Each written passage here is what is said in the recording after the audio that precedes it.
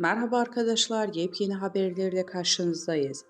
Fahriye Evcen ile Burak Özçivit'in lüks villalarını görenler hayran kaldı.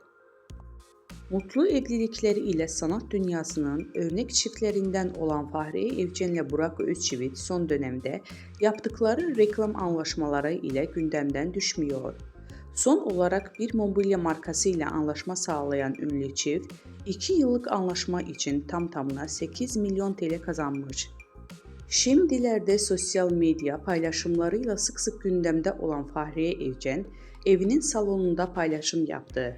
Evcen'in paylaşımlarından lüks evi dikkat çekti.